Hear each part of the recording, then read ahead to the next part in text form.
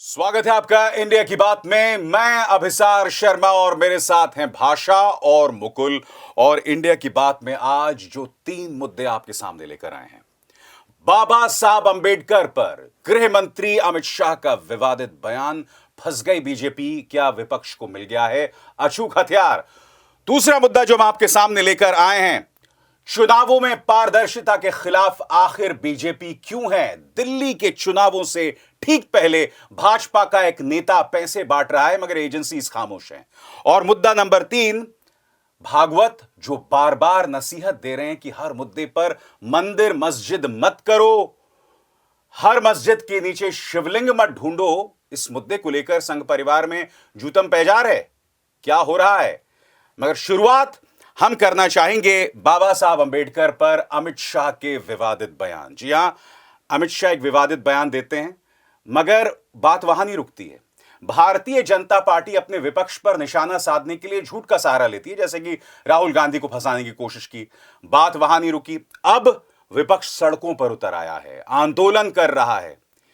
Bharatiya Janata party अपने स्तर पर जो गलती कर रही है, आपको याद होगा अमित शाह ने जो प्रेस कॉन्फ्रेंस किया उसमें उन्होंने सावरकर और अंबेडकर दोनों को एक मंच पर रख दिया, जबकि आप जानते हैं इन दोनों का मेल कभी नहीं हो सकता है।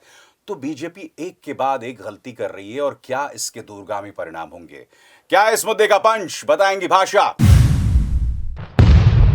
अभिसार, एक बात साफ है कि बाबा साहब भीमराव अंबेडकर के नाम का जो करंट लगा है बीजेपी को, उससे उबरने की फिलहाल कोई स्थिति उसकी दिखाई नहीं दे रही। वह बैकफुट पर है और इसकी जीती जागती मिसाल है 25 दिसंबर को जिस तरह से पूरे देश में मनुस्मृति दहन दिवस मनाया गया, बड़े पैमाने पर दलित उतरे और बीजेपी और आरएसएस के खिलाफ गुस्सा फूटा है। अंबेडकर का अपमान नहीं सहेगा हिंदुस्तान, यही सेंट्रल फोकस इस समय इंडियन पॉलिटिक्स का है। अभिसार, क्या है आपका पंच?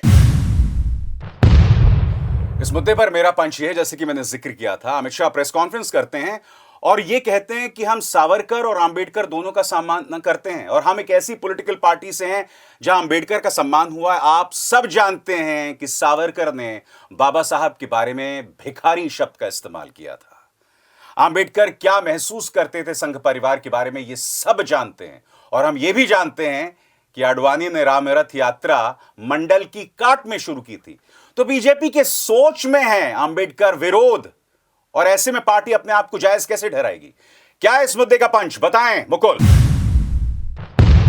जी, मेरा मानना है अभिसार के लोकसभा चुनाव से जो सिलसिला शुरू है संविधान का, तो ये देश बाबा साहब का संविधान और बाबा साहब का सम्मान, यही 2 कोर इशू बनते जा रहे हैं और इसी वजह से बीजेपी बौखला गई है। अमित शाह ने भाषा क्या बोला वो एक अलग बात है। संसद के अंदर अनुराग ठाकुर राहुल गांधी के बारे में क्या झूठ बोल रहे थे वो एक अलग बात है। मगर आपने देख रही समानांतर तौर पे क्या हो रहा है। बदायूं में एक बौद्ध स्थल पर बजरंग दल जाता है और रंग पोत देता है बुद्ध पर। वहां पर बाबा साहब अंबेडकर की मूर्तियां भी थी। आपको वो तस्वीर भी याद है अहमदाबाद की शायद या गुजरात में किसी शहर की, जहां बाबा साहब अंबेडकर की मूर्ति में नाक तोड़ दी जाती है। ये बतला रहा है कि भाजपा के नेता जो मर्जी कहते रहे, वो भी सही तरीके से बोल नहीं पा रहे हैं। मगर अंबेडकर सोच और एक दलित विरोधी सोच जो पनप रही है इस संगठन में, उसे वो कैसे छुपाएंगे। देखिए, सोच पनप नहीं रही है, जो बुनियाद है वही विरोध में है। क्योंकि दिक्कत यह है कि आज की तारीख में बीजेपी के किसी नेता के पास इस बात का डिफेंस नहीं है कि आखिर अमित शाह ने कहा तो क्यों कहा। वो क्या कर रहे हैं, इतिहास में जा रहे हैं। अरे तुम इतिहास में जाओगे तो और एक्सपोज हो जाओगे भाई, क्योंकि तुम्हारी मनुस्मृति जलाई। तुम जला सकते हो मनुस्मृति, नहीं जला सकते हो। और दूसरी बात, बाबा साहब ने जो सबसे बड़ी बात कही थी कि मैं हिंदू पैदा हुआ हूं, मरूंगा हिंदू नहीं, तो इसे आरएसएस और बीजेपी क्लेम कैसे कर सकती है। उसका तो पूरा का पूरा अवधारणा ही हिंदुत्व। और यही नहीं भाषा, बौद्ध धर्म जब उन्होंने अपनाया था तो सावरकर ने उन्हें भिखारी कहा था। पूरी जो उनका लंबा चौड़ा बयान, और भी गिरगिट शब्द इस्तेमाल किया गया है बाबा साहब के लिए। तो सवाल ये नहीं है इतिहास में क्या हुआ वो रहने दीजिए। आज की तारीख में बीजेपी का पूरा जो दलित विरोधी चेहरा वो एक्सपोज है और दलित बहुत मैच्योर है। दलित राजनीति जिस तरह से उतरी है सड़क पर, और जिस तरह से कांग्रेस और इंडिया गठबंधन ने इसे एक देश भर में मुद्दा बनाया है, इसकी जीती जागती मिसाल हमें 25 दिसंबर को दिखाई दी। मुझे याद नहीं है अभिसार कि आज से पहले कभी भी इस तरह से मनुस्मृति दहन दिवस मनाया गया हो। सिर्फ वही नहीं, अमित शाह के खिलाफ जिस तरह से पोस्टर्स लगे हैं, जिस तरह से रैलियां निकली हैं, वह भी ऐतिहासिक है। मुकुल, सही मायने में तो अमित शाह बाबा साहब को समझ ही नहीं पाए। आप एक तरफ ये कहते हो कि भाई बाबा साहेब की जगह अगर भगवान का नाम ले लिया होता तो 7 जन्मों में स्वर्ग मिल जाता। आप दोनों को सामने ला रहे हो। देखिए पॉलिटिकल सोच क्या है कि अंबेडकर के सामने आप धर्म को खड़ा कर दो, जबकि ये टक्कर में अगर आप घुसेंगे तो आपको सिवाय नुकसान के नहीं मिलेगा। और सोने पे सुहागा, आप सावरकर और अंबेडकर दोनों को एक साथ नाम ले रहे हो। मतलब आपने एक गलती की, उसके बाद ये दोहरी गलती। नहीं, वो लगातार देखिए वही जैसे भाषा कह रही है कि बुनियादी सोच ही यही है। दरअसल वो गलती से नहीं आ गया उनके मुंह पर ये जो उन्होंने कहा कि अंबेडकर अंबेडकर अंबेडकर, बाबा साहब भी नहीं कहा जो उनका वो है। तो उनकी जो बुनियादी सोच है, जो उनकी राजनीति है, वो उनके मुंह से निकल गई। अब इसे किस तरह से मैनेज किया जाए। अगर वो वाकई में खेद भी जता ले तो मुझे लगता था कि शायद खेद जता लें और इस पर थोड़ा सा पानी पड़ जाए, लेकिन वो और एग्रेसिव, एक गलती छिपाने के लिए दूसरी गलती, फिर वो अगले दिन ड्रामा कि सांसद घायल हो गए, फिर उसका भी खुलासा किस तरह से हुआ, जिस तरह पट्टियां चढ़ती जा रही थी। बिल्कुल। लगातार फिर वो डिफेंसिव, और ये मुद्दा जो लोकसभा चुनाव से शुरू हुआ था संविधान लेकर, और ये यहाँ तक ये इन्हें परेशान कर रहा है लगातार, और ये राजनीति बढ़ेगी। और चाहे चुनाव भी बहुत दूर हो, लेकिन ये एक कोर इश्यू बन गया है। और इंडिया गठबंधन तो छोड़िए, मैं कह रहा हूं आम जनता जिस तरह सड़कों पर आई है, ये बहुत महत्वपूर्ण है। भाषा, मुझे भाजपा के नेता इस सवाल का जवाब देना कि जब आपके तमाम नेता संविधान को बदलने की बात कर रहे थे, तो जब आप संविधान को बदलने की बात करते हैं तो आप कहीं ना कहीं बाबा साहब अंबेडकर की उस आत्मा पर, उनकी उस बुनियादी सोच पर प्रहार कर रहे हैं। आज तक ना अमित शाह ने, ना प्रधानमंत्री नरेंद्र मोदी ने उन नेताओं के बारे में कोई टिप्पणी की जो संविधान को बदलने की बात कर रहे थे। जी, और देखिए संविधान को बदलने की बात, 400 पार वाला नारा, वह सब 2024 का परिणाम है, जिसमें बीजेपी अल्पमत की सरकार बनाए हुए हमें हमारे सामने दिखाई दे रही है। लेकिन अमित शाह ने दरअसल जो कहा वो सिर्फ अहंकार नहीं है। अहंकार तो है, जो पूरा स्वर है वो अहंकार है, और वो ब्राह्मणवादी जो एक होता ना मनुस्मृतिवादी अहंकार है जो दिखाई दे रहा है। लेकिन उससे भी बड़ी बात, ये उनके मन की बात है। दरअसल वो अंदर से यही सोचते हैं कि अरे क्या अंबेडकर, क्योंकि देखिए ये जो शीत सत्र है, विंटर सेशन, पहला सत्र है 2014 के बाद से अब तक, जो विपक्ष ने अपने एजेंडे पर जिस पे खबर बनाई है, हर तरफ अंबेडकर अंबेडकर छाए हुए हैं, अंदर और बाहर कॉन्स्टिट्यूशन छाया हुआ है। तो एक बड़े पैमाने पे तिलमिलाहट है कि अरे भाई हमें तो 2025 का जो नारा है, आरएसएस के 100 साल पूरे हो रहे हैं, एक बड़े पैमाने पे प्लेटफॉर्म पे वहां जाना है, वो हम नहीं कर पा रहे हैं। और ये दलितों के मसीहा का नाम हमारे सामने बार बार आ रहा है। तो असल सोच बाहर आई है, और अब जो डिफेंस है वो डिफेंस सिर्फ और ज्यादा इन्हें बेनकाब कर रहा है, क्योंकि ये बताने की कोशिश कर रहे हैं कि पहले क्या हुआ। अरे पहले गांधी के नेतृत्व में ही, जो नेहरू के नेतृत्व में ही कॉन्स्टिट्यूएंट असेंबली बनी, संविधान सभा ने ही तो अम्बेडकर ने जिम्मेदारी दी कि आप कॉन्स्टिट्यूशन रचिए। तमाम अंतर विरोध, लेकिन आज के इतिहास का जो पूरा का पूरा रिजल्ट ढूंढ रहे हैं कि हम बैक में जाकर लेकर आएंगे। अंबेडकर जिंदा दस्तावेज है, जिंदा किरदार है आज की राजनीति का। इतिहास में आप उसे दफन नहीं कर सकते। और यही नहीं, सबसे हास्यास्पद बात कि अमित शाह प्रेस कॉन्फ्रेंस करते हैं और 1990 का जिक्र करते हैं कि मंडल तब लाया गया जब हम उनके साथ सरकार में थे। लोग दूध का दूध और पानी का पानी जानते हैं। जॉर्ज फर्नांडिस का बयान, जिसे आज तक आपने गलत साबित नहीं किया है, कि अडवाणी ने कहा था कि जॉर्ज वीपी जो है मंडल लेके आए हैं, मेरे पास कोई विकल्प नहीं रहा, इसलिए मैं राम रथ यात्रा निकाल रहा हूं। ना आप राम के प्रति जो है वफादार थे, और मंडल विरोधी चेहरा तो है ही आपके सामने। तो अंबेडकर विरोध भाजपा की डीएनए में है। बिल्कुल, हकीकत ये है। वही मैं कह रहा था। और मंडल कमीशन की तो ये बात हुई, जो एक झूठ और वो लगातार बोल रहे हैं, वही कह रहे हैं कि भाषा जय करें, इतिहास में जाओगे तो और एक्सपोज हो जाओगे। हिंदू कोड बिल का और वो कह रहे हैं कि इस्तीफा देना पड़ा उन्हें, पर वो इस्तीफा किसकी वजह से देना पड़ा बीजेपी ये नहीं बता रही कि उसमें हिंदू महासभा और संघ का ही जिस तरह से विरोध था। हिंदू कोड बिल बाबा साहब लाना चाहते थे, नेहरू ने बाद में पास भी कराया टुकड़े करके उसे, लेकिन जिसकी वजह जिन्होंने विरोध किया वही ब्राह्मणवादी, वही आरएसएस, वही हिंदू महासभा, वही सब लोग विरोध में थे, जिसकी वजह से इतना बड़ा, जिसकी वजह से महिलाओं को ये सब अधिकार मिलने थे और जो थोड़े थोड़े करके मिले अभी तक जाकर। तो ये लगातार इस पर झूठ बोल रहे हैं और वाकई इतिहास में जाएंगे तो और एक्सपोज होंगे। और ये बताएं ना कि संविधान के बारे में आरएसएस ने क्या कहा था, क्या कहा था जब ये संविधान आया था कि इसमें कुछ भारतीय ने, कुछ मनुस्मृति की गूंज नहीं है, उसकी छाप नहीं है, क्यों नहीं बताती है बीजेपी? झंडा तक तो फहराया नहीं था, तो ये क्या देशभक्ति और क्या कॉन्स्टिट्यूशन की बात ऑर्गेनाइजर में छाप रहे हैं कि इसमें ना भारतीय पदवावली है, ना शब्दावली है, ना मनु का कोई कानून है जिसे दुनिया मानती है। अब पता नहीं दुनिया मानती है नहीं मानती है। मनुस्मृति दिवस पर देखिए इतना पीछे इतिहास में दलित आज की तारीख में और पिछड़ा और जो कॉन्स्टिट्यूशन में विश्वास रखने वाले हैं वो इतिहास के पन्नों में जाना नहीं चाहते हैं। आज की तारीख की बात कीजिए, उत्तर प्रदेश टॉप पर है दलित एट्रोसिटी में। बिल्कुल। हाथरस की बेटी, कितने साल हो गए आज तक आप न्याय नहीं दिला पाए, एक नौकरी नहीं दे पाए उस परिवार को, बाकी क्या बात करते हैं। उत्तर प्रदेश में दलित लड़के के साथ क्या होता है, पेशाब किया जाता है, यातना दी जाती है और वो सुसाइड कर लेता है। मध्य प्रदेश में भी, मध्य प्रदेश में वही हाल है, गुजरात में वही हाल है। तो ये सब इतिहास में जाके नहीं होगा। आज का दलित आज देख रहा है कि आप क्या कर रहे हैं, किस तरह से उसका आरक्षण भी खा रहे हैं। ये भी बहुत अहम सवाल है। हर जगह आरक्षित सीटों पर नॉर्मल भर्तियां हो रही हैं और ये एक बहुत ज्वलंत सवाल है। अच्छा, मैं अब इसको आगे बढ़ाना चाहूंगा। मुकुल, मुझे बताइए, विपक्ष अब इससे हथियार तो बना रहा है, मगर अभी दिल्ली के चुनाव है, मगर मुझे नहीं लगता है कि इसकी दिल्ली के चुनावों में कोई बहुत बड़ी गूंज होगी।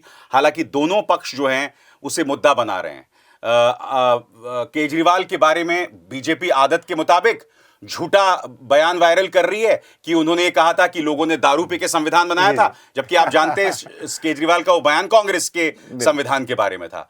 तो आपको लग रहा है कि विपक्ष इसे मुद्दा बना पाएगा? सरल शब्दों में पूछा जाए तो नहीं, विपक्ष बना पाए ना बना पाए, जनता के बीच ये मुद्दा है और इसी वजह से इंडिया गठबंधन को चुनाव में थोड़ी बहुत जो सफलता मिली इसी वजह से मिली। जनता का मुद्दा है ये। दरअसल विपक्ष की अपनी अपनी अपनी कैपेबिलिटी है कि वो किस तरह से बना पाए।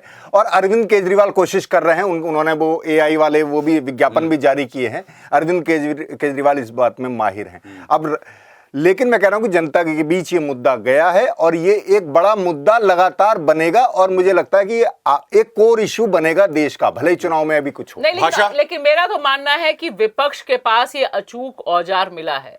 जो अमित शाह जी की मन की बात संसद में उनके मुंह से बाहर निकल गई, इसने विपक्ष को जो मुद्दा दिया है, जो औजार दिया है, क्योंकि यह एक पॉलिटिकल फाइट है और कोई भी पॉलिटिकल फाइट बिना पॉलिटिकल पार्टीज के नहीं लड़ी जा सकती है। और जिस तरह से मैंने देखा है, हम सब ने देखा है, पार्लियामेंट का मकर द्वार जंतर मंतर बन गया। पार्लियामेंट का मकर द्वार, जहां प्रोटेस्ट पर प्रोटेस्ट होते रहे।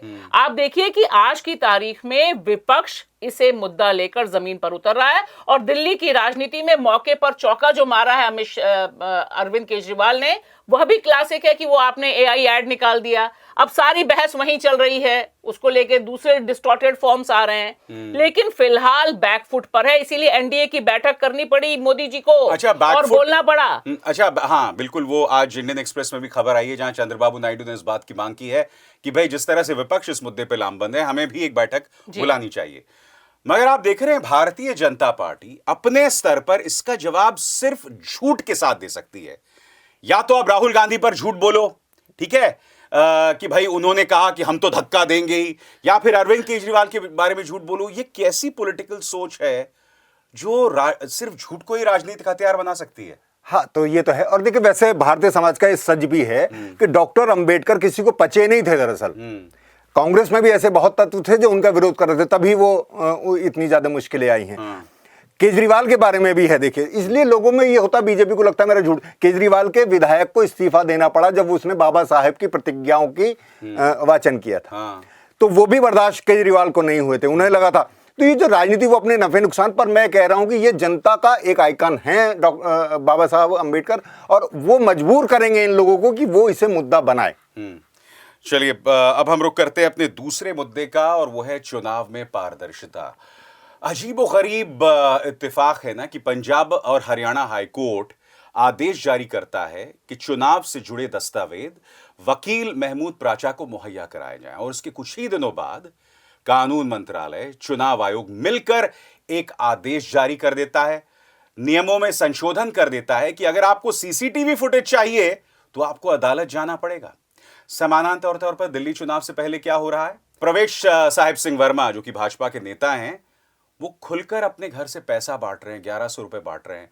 भाजपा कह रही है कि ये केजरीवाल का ब्लैक मनी है, जबकि खुद प्रवेश साहिब सिंह कह रहे हैं कि नहीं साहब, ये मेरी संस्था का पैसा है। चुनाव आयोग पूरी तरह से खामोश है। यानी कि हर तरफ चुनाव आयोग की या तो नाकामी दिखती है या पारदर्शिता पर अंकुश डालना। मुकुल, क्या है इस मुद्दे का पंच? मुझे लग रहा है कि बहुत खतरनाक मोड़ पर है देश। चुनाव आयोग की विश्वसनीयता पहले ही लगभग खत्म हो गई थी, अब चुनाव की भी विश्वसनीयता खत्म हो रही है। और अगर ऐसा रहा तो फिर आगे का दौर क्या होगा, क्या तानाशाही होगी, क्या विद्रोह होगा, मैं नहीं कह सकता। भाषा, क्या है इस मुद्दे का पंच? बिल्कुल साफ है, यह चोरी और सीना जोरी का मामला है। पहले तो आप हमारा जो चुनाव है उसे चुरा लें, हम जिसको वोट दें उसे चुरा लें, और फिर आप यह भी चाहें कि इस चोरी का जो हमें एविडेंस मिल रहा है उस पर भी पर्दा डल जाए। सीधे सीधे दिखाई दे रहा है। और आज की तारीख में जब ये हो रहा है, तमाम तरह के एविडेंस हैं, और खास तौर से उत्तर प्रदेश के बाईपोल से जो एविडेंस आए हैं कि कितने वोटर लिस्ट में नंबर गायब हैं, किस तरह से चुनाव को मैनिपुलेट किया गया है, इसमें यह एक बहुत मजबूरी में लिया गया बीजेपी का फैसला है। हर हाल में वो सत्ता पाना चाहती है। अभिसार, क्या है इस पे आपका पंच? इस मुद्दे पर मेरा पंच यह है कि जब यह सारा विवाद चल रहा है तब अचानक अनिल मसीह की तस्वीर सामने उभर कर आती, जिसके बारे में सुप्रीम कोर्ट ने कहा था कि लोकतंत्र की चोरी हुई थी। यह भारतीय जनता पार्टी का अहंकार ही तो है कि भाई पंजाब और हरियाणा हाईकोर्ट एक आदेश जारी करता है और फिर आप सीसीटीवी फुटेज पर एक आदेश जारी कर देते हैं। यानी कि मानो आप लोकतंत्र को, संवैधानिक मान्यताओं को ठेंगा दिखा रहे हैं। चलिए अब हम इस मुद्दे पर चर्चा करते हैं कि ये अजीबोगरीब अहंकार है भाषा कि पंजाब और हरियाणा हाईकोर्ट का आदेश आता है और उसके तुरंत बाद आप वो रूल नंबर 93(2) के संशोधन में एक नियम जारी कर देते हैं। यानी कि आपकी सारी कोशिश है कि पारदर्शिता को हर कीमत पर खत्म किया जाए, और वह भी तब जबकि ईवीएम्स लाई इसलिए गई थी और पोलिंग बूथ्स को इसलिए ट्रांसपेरेंट बनाया गया था ताकि जनता को पता चले कि वह जिसको वोट दे रही है उसकी वोट की चोरी ना हो। क्यों ईवीएम लाए गए थे, क्यों वहां सीसीटीवी फुटेज लगाए गए थे, कैमरेज लगाए गए थे? सिर्फ इसलिए ताकि हमारा वोट सुरक्षित रहे और हम उसकी निगहबानी और निगरानी दोनों कर सकें। यही बुनियादी आधार था। लेकिन दिक्कत है अभिसार की चोरी इतनी ज्यादा वायरल हो गई है, और 2024 का जो पूरा का पूरा इलेक्शन हुआ है, हमें याद रखना चाहिए कि जिस तरह के सीसीटीवी कैमरे से फुटेज आए कि एक आदमी 16 बार वोट डाल रहा है, ये कहां से आया था? ये यहीं से आया था क्योंकि पकड़ा गया। अनिल मसीह कैसे पकड़ा गया? अगर सीसीटीवी कैमरा ना होता तब तो वहां बीजेपी का मेयर बन गया होता चंडीगढ़ में आराम से। तो ये जो सारी तस्वीर है, क्योंकि इनको अब लग रहा है कि ये चोरियां पकड़ी जा रही हैं। आप देखिए उत्तर प्रदेश में लोगों ने कैमरे से ही पकड़ा कि किस तरह से पुलिस वापस भेज रही है, मुसलमान वोटरों को वोट नहीं डालने दे रही है। ये सारे पर हमारा हक होना चाहिए ना। लेकिन दिक्कत यही है कि आज की तारीख में मोदी जी जैसे प्रेस कॉन्फ्रेंस ना करके प्रधानमंत्री बने हुए हैं, वैसे ही वह सोच रहे हैं कि चुनाव में जो कुछ भी होगा अब किसी को पता नहीं चलना चाहिए कि किसने वोट डाला, किसके पास कौन सा फोन था, क्या ईवीएम हैक्स हुई नहीं हुई, वोट कितने पड़े नहीं पड़े, सब पर पर्दा है। अच्छा, विडंबना देखिए मुकुल की चुनाव आयोग इस आदेश को जारी करके ये कहता है कि हमें इस बात का डर है कि सीसीटीवी फुटेज का मिसयूज किया जा सकता है, आर्टिफिशियल इंटेलिजेंस के जरिए इसका मिसयूज किया जा सकता है। अरे भाई, जैसे अभी भाषा ने बताया, इसी सीसीटीवी फुटेज की वजह से हम चंडीगढ़ मेयर चुनावों की हकीकत जान पाए थे, ठीक है? और हम ये देख रहे थे कि आपकी मौजूदगी के बावजूद लोकसभा चुनाव में एक व्यक्ति जो है ईवीएम जो है उसको उसने हैक कर लिया। हैक मतलब उसको वहां पे खुलेआम वोट एक के बाद एक वोट डाल रहा है, उसको फेसबुक लाइव कर रहा है। आप उस पर खामोश रहते हैं। आपको चिंता हो रही है सीसीटीवी के मिसयूज की? नहीं, अगर ऐसी चिंता है तो फिर तो सभी चीज गड़बड़ हो जाएगी। अब एआई से कुछ भी अगर आपको करना है गड़बड़, वो तो आप कोई डॉक्यूमेंट देंगे, उसमें भी कुछ फेरबदल हो सकते हैं, तमाम सब चीजों में हो सकते हैं, इसलिए ये तर्क बेकार की बात है। पर मैं कह रहा हूं कि जिस तरह से पूरा एक रवैया आप देखिए, तो उसमें जिस तरह से पहले चुनाव आयोग की नियुक्ति में जिस तरह से सीजीआई को हटाया गया, वहां से ये सिलसिला शुरू होता, वहीं से वो हो जाता, किस तरह से अचानक से एक बैठक करके तुरंत नियुक्त कर दिए जाते हैं, तो वो जो विश्वसनीयता थी वहीं से कम हो गई। फिर वो कहते हैं जो हमारे चुनाव आयुक्त हैं कि डिस्क्लोजर हमारा मेन इशू है, मतलब हमारा एक बुनियादी वो नियम है, लेकिन वो उसे डिस्क्लोजर को फिर क्लोज कर देते हैं। तो ये और एआई का डर दिखाना अब बेकार की बात है, क्योंकि एआई का डर होगा तो वो तो कुछ भी कर सकता है, तो आप ये छुपा नहीं सकते। और एक मिनट, एआई मिसयूज के लिए रिसोर्सेस सबसे ज्यादा बीजेपी के पास है, जिस तरह की चीजें आई। और देखिए एआई का अगर डर है, मैं कह रही हूं कि इस समय तो डिजिटल फ्रॉड चल रहे हैं, सारे फ्रॉड चल रहे हैं, साइबर क्राइम सबसे ज्यादा है, तो हम क्या कर रहे हैं? क्या सरकार ये कह रही है कि बैंक का इस्तेमाल करना बंद कर दो, ऑनलाइन बैंकिंग बंद कर दो, ये कह रही है क्या? कहीं सरकार नहीं कह रही ना, ये बता रही है कि आप सतर्क रहिए। लेकिन दिक्कत ये है कि यहाँ पर तो चुनाव आयोग खुद ही बैठा हुआ है एक तरह से हमारे सारे सवालों पर जवाब ना देने के लिए। अरे विपक्ष जा रहा है, महाराष्ट्र में 13% कैसे बढ़ा वोट? आप बताओ ना भाई, ईवीएम है, डिजिटल हिसाब है, यहां बटन डाला वहां जाता है, तो बंद होने के 24 घंटे बाद 13% बढ़ जा रहा है। जो पूरी ग्राउंड रिपोर्ट्स हैं फर्रुखाबाद की, आप देखिए कि वहां पर 36,000 वोट कट गए। बिल्कुल। इतने मेरठ में इतने बड़े पैमाने पर फर्जी वोट वहां पे पाए गए। अरे इन पे आप काम करिए ना, ये सब तो ग्राउंड रियलिटीज हैं। लेकिन नहीं, अभिसार, हम और आप सवाल ना उठा सकें और जनता को पता ना चले कि उसके मतों की चोरी कौन कर रहा है। अच्छा, दूसरी तरफ एक दूसरी तस्वीर जो कल ही उभर कर आई है, प्रवेश साहिब सिंह भाजपा के उम्मीदवार घर से पैसा बांट रहे हैं साहब, और अजीबोगरीब तर्क। पहले वीरेंद्र सचदेवा उनके बीजेपी के नेता कहते हैं कि ये केजरीवाल का ही पैसा होगा, क्या सबूत है आपके पास? जबकि वो प्रवेश साहिब सिंह खुद कह रहा है हाँ मैं पैसे बांट रहा हूं। मतलब जिसे कहते हैं ना कि कल्पना से भी विचित्र खेला चल रहा है। चुनाव आयोग इस पर खामोश है, एजेंसीज अब नहीं जाग रही हैं। चुनाव आयोग ने वहां महाराष्ट्र में भी क्या हुआ बताइए? जो पैसा जो वो हुआ, जो आरोप था, उसे बताना चाहिए था कि फर्जी था या सही था, लेकिन उस पर भी खामोश रहा। तो बीजेपी जो करे वो सही, दूसरे अगर कर देते तो अभी इस पर इतनी बड़ी डिबेट हो रही होती, इतना बड़ा बवाल मच गया होता अगर केजरीवाल या कांग्रेस की तरफ से पैसा कहीं बांट दिया जाता। अभी उनकी तमाम योजनाओं पर ही सवाल उठाए जा रहे हैं जो आने वाली हैं। तो ये एक पूरा का पूरा ये प्रोपेगेंडा, पूरा झूठ, ये हर चुनाव में मैं कह रहा हूं कि अभी तक तो चुनाव आयोग की विश्वसनीयता ही खतरे में थी, लेकिन ये जो छुपा रहे हैं ये सब चीजें, उससे चुनाव ही खतरे में पड़ गया। लोग कहेंगे कि इस चुनाव का मतलब क्या है। और देखिए एक चीज ये आपने जो कहा ये बहुत इंपॉर्टेंट इसलिए है क्योंकि आज बीजेपी कह रही है कि यह वह उस महिला की मदद कर रहे थे, ये पैसा नहीं बांट रहे थे, वो दरअसल मदद करना चाह रहे थे। तो ये बड़ा जबरदस्त है कि आप मदद करना चाह रहे थे। बिल्कुल उसी तरह से जैसे प्रताप सारंगी, यहाँ चोट लगी, फिर हमने देखा इतना बड़ा हो गया, फिर हमने देखा पूरा टोपा लग गया, और फिर अगले दिन सब कुछ गायब हो गया। तो ये झूठ उसी तरह का है, जैसे 5 करोड़ वहां पकड़ा गया था, उसी तरह से यहाँ पे, और इसमें चुनाव आयोग जैसा आपने कहा बिल्कुल नदारत है और नदारत ही रहेगा। अच्छा, यही नहीं, मेरे ख्याल से सीसीटीवी की फुटेज पर अंकुश तो एक मुद्दा है ही।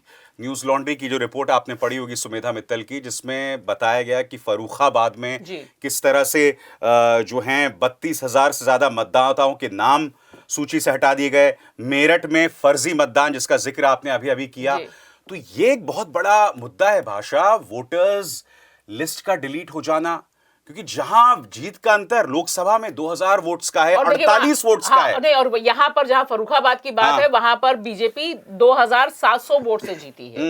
अब आप देखिए कि उतने से जीती है, और यहाँ पर उन्होंने डिटेल जो स्टोरी की उसमें यह भी बताया कि यह वोटर लिस्ट से जो नाम गायब हुए हैं ये उन इलाकों में है जहां पर यादव है, मुसलमान है और जाटव है।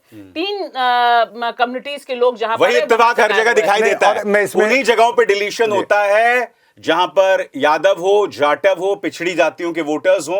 मतलब देखिए, एक तरफ तो वोटर्स डिलीट हम देखते हैं, और समानांतर तौर पर आपने देखा होगा यूपी सरकार का जो फरमान होता है कि भाई यादव अधिकारी को, मुस्लिम अधिकारी को, पासी और कुर्मी अधिकारी को वो लोग ड्यूटी पर नहीं लगाते हैं, सिर्फ ठाकुरों को लगाया जाता है। मतलब सब जगह पर वही खेल चलता है। मैं ये भी जोड़ना चाह रहा हूं कि ये जो एक देश एक चुनाव आ रहा है, ये इसलिए बहुत खतरनाक इस देश के लिए हो सकता है। अभी तो यह है कि एक चुनाव में कुछ आया, चोरी पकड़ी गई, कुछ दबाव बनेगा, कुछ सतर्क होगा अगला राजनीतिक दल, कुछ जनता सतर्क होगी। लेकिन एक ही बारी में अगर सब कुछ मैनिपुलेट हो गया तो फिर कौन जवाब देगा? आप 5 साल शोर मचाते रहिए और फिर उसके बाद तो ये इसलिए भी खतरनाक है। एक देश एक चुनाव, यहीं से जुड़ जाती हैं चीजें। चलिए अब हम रुक करते हैं अपने तीसरे और आखिरी मुद्दे का, वो है आरएसएस प्रमुख मोहन भागवत का बयान। अभी कुछ महीनों पहले उनका एक बयान आया था जिसमें उन्होंने कहा था कि हर मस्जिद के नीचे शिवलिंग ढूंढने की जरूरत नहीं है। कुछ लोग उसे अपवाद मांग रहे थे, मगर अब पुणे में उनका एक और बयान सामने उभर कर आया है कि भाई राम मंदिर के प्रति हम सबकी भावना थी, मगर अब हर जगह मंदिर मस्जिद करने की जरूरत नहीं है और कुछ लोग इसके जरिए हिंदू नेता बनने की कोशिश कर रहे हैं। नतीजा यह हुआ कि भाजपा की पूरी ट्रोल मशीनरी मोहन भागवत पर निशाना साधती है। बीजेपी चुप है। समानांतर तौर पर भागवत के बयान को देखें तो वो मुख्यमंत्री आदित्यनाथ के बयान के बिल्कुल उलट दिखाई देता है। यहां तक कि कुछ हिंदुत्ववादी नेता उनको जिहादी तक बता रहे हैं। हो क्या रहा है इस मुद्दे पर? क्या है पर्दे के पीछे का सच? क्या है इस मुद्दे का पंच? बताएंगी भाषा। अभिसार, एक बात साफ है कि खेल तो बहुत गहरा है और बहुत ही दिलचस्प है जो पर्दे के पीछे से चल रहा है, और उसका जस्ट 2 अर्थों में समझा जा सकता है। पहले ये कि आरएसएस जिसके प्रमुख हैं मोहन भागवत, उन्होंने जो नफरती ब्रिगेड पैदा की, देश भर में ये पैदा किया नफरत नफरत नफरत, अब उसे रिमोट कंट्रोल करना मुश्किल है। और दूसरा जस्ट ये है कि इस समय सिर्फ और सिर्फ सारा डिस्कशन इसी के इर्द गिर्द रखकर बीजेपी और खास तौर से प्रधानमंत्री नरेंद्र मोदी को बहुत ज्यादा फायदा है। वे चाहते हैं कि वे सबसे ऊपर रहें, एक भगवान तुल्य हो जाएं जहां कोई सवाल ही ना उठे। अब इसार, क्या है इस पे आपका पंच? इस मुद्दे पर मेरा पंच यह है कि देखिए, जब आप टाइगर की सवारी करते हैं ना, यानी कि जब आप नफरत को राजनीति का हिस्सा बना देते हैं जिसमें आरएसएस और बीजेपी दोनों भागीदार होते हैं, तो ये लंबे दूरगामी अगर इसका असर देखें तो ये फायदे का सौदा नहीं होता, ना खुद के लिए ना देश के लिए। अब भागवत साहब को हो सकता है एक, जिसे कहते हैं ना, एक आभास हो रहा हो उम्र के इस पड़ाव में कि ये क्या हो रहा है, मगर टाइगर पर आप सवार तो हो गए हैं, अब आप उतरेंगे तो उसी की मर्जी से। क्या है इस मुद्दे का पंच? बताएंगे मुकुल। मेरा मानना कुछ दूसरा है। मेरा मानना यह है कि आरएसएस के लिए वही बात है कि हाथी के दांत खाने के और दिखाने के और। मुझे लगता है कि एक रणनीति है जिसमें चित भी मेरी और पट भी मेरी। क्या ये इतना आसान है कहना जो अभी मुकुल कह रहे हैं, चित भी मेरी पट भी मेरी? क्योंकि हमने देखा कि पांचजन्य जो है, जो कि आरएसएस का मुखपत्र है, वो मोहन भागवत के बयान के बिल्कुल उलट बोल रहा है। क्या इसका एक सोच ये हो सकती है भाषा कि अब मोदी जो हैं, पहली बार बीजेपी और आरएसएस के इतिहास में मोदी इतना बड़ा चेहरा हो गए हैं कि वो आरएसएस उनके जो है दोयम दर्जे पे? देखिए, मेरा तो साफ मानना है कि भस्मासुर हर दौर में होते हैं और नफरती भस्मासुर जो लोग पैदा करते हैं, दरअसल वे उन्हीं को खाने का इतिहास रहा है। सवाल यह है कि जिस तरह के नफरती ब्रिगेड पैदा की है आरएसएस ने, किसी और ने नहीं, बजरंग दल, विश्व हिंदू परिषद, नाम ले लीजिए आप, जो 25 दिसंबर को भी देश के अलग अलग हिस्सों में, मेरे शहर लखनऊ में कैथेड्रल चर्च के सामने नफरती भाषण दे रहे थे, ये सब पैदा किए हुए आरएसएस की सोच के हैं। लेकिन अब दिक्कत है कि अभी तक आरएसएस को लग रहा था, मोहन भागवत को लग रहा था कि मैं रिमोट कंट्रोल से चलाऊंगा और बस कहूंगा उठ जाओ और बैठ जाओ तो बैठ जाओ। यह संभव नहीं होता है। हम पहले भी इसकी बात कर चुके हैं, जिस तरह का प्रयोग जमीन पर चल रहा है और ये जो तमाम इस तरह के नफरती ब्रिगेड पैदा हो गई है, यह वापस बोतल में नहीं जा पाएगी। तो इसलिए पूरा का पूरा माहौल, पूरी की पूरी डिबेट इसी पे रहेगी और देखना यह दिलचस्प रहेगा कि यूपी में क्या होता है, क्योंकि इन्हीं को, योगी जी को आरएसएस ने अपना हाथ दिया है। ये भी तो हो सकता है कि भाई मोहन भागवत साहब को एक रियलाइजेशन हो रहा हो, वो ईमानदारी से चीजें देख रहे होंगे कि भाई अगर 3 लाख जगहों पर ये विवाद शुरू हो गए, धार्मिक स्थलों के नीचे एक और धार्मिक स्थल ढूंढना, तो अराजकता मच जाएगी साहब। तो उन्हें ये आभास हो रहा होगा। मुझे जो लगता है कि आरएसएस की रणनीति है कभी कभी 2 कदम आगे बढ़ना और 1 कदम पीछे हटना, ये उसी का हिस्सा है।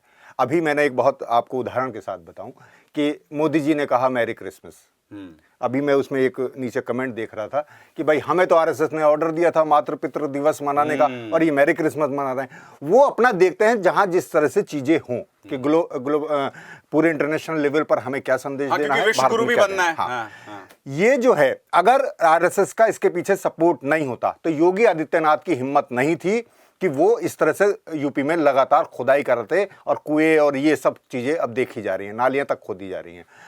ये एक पूरी टैक्टिस चल रही है ऐसी, वरना तो वो उसे कह सकते थे। उन्होंने कहा ना कि ये जो कर रहे हैं उपद्रवी तत्व हैं या फ्रिंज एलिमेंट है, ना बीजेपी ने कहा, ना योगी ने कहा, ना आरएसएस मोहन भागवत ने कहा। अब मोहन भागवत की ये पूरी रणनीति, वो ये देख रहे हैं कि हमें 2025 में किस तरह से अपने हिंदू राष्ट्र के लिए एक पूरा स्थापित करना है, तो उसमें एकदम से अराजकता ना हो जाए, ये अलग बात है। लेकिन ये मुझे लगता है उन्हीं के हाथी के दांत खाने का और दिखाने का। और हिंदू संत भी जो हैं उनमें से एक हिंदू संत कह रहे हैं कि भाई भागवत जिहादी सोच के, मतलब ये बात यहां तक आ गई, भाषा तुष्टीकरण में पहुंच गए हैं। मतलब अब सोचिए ना, मोहन भागवत के लिए शब्द इस्तेमाल हो रहे हैं, तुष्टीकरण।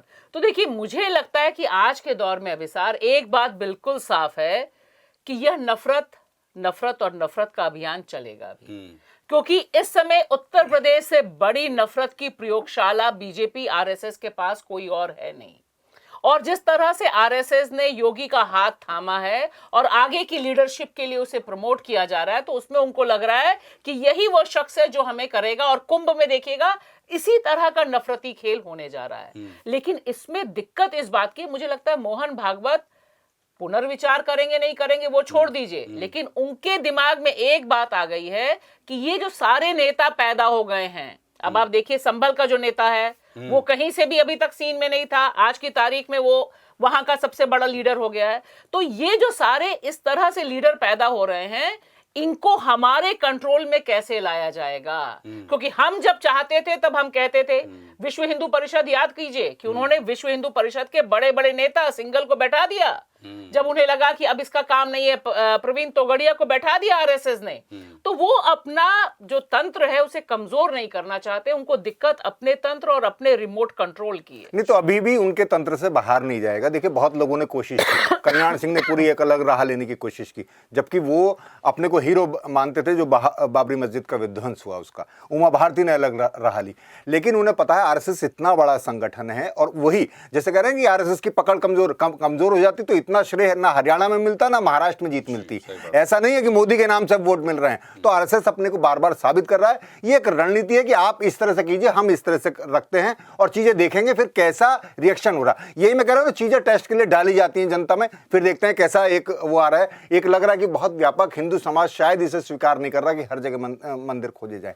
तो इस तरह से एक अपनी एक सहज और सौम्य छवि बनाई जाए। ये सब चलता रहता है आरएसएस के भीतर। ठीक है, बहुत बहुत शुक्रिया आपका मुकुल। और भाषा इंडिया की बात में बस इतना ही। अभिसार शर्मा को दीजिए इजाजत।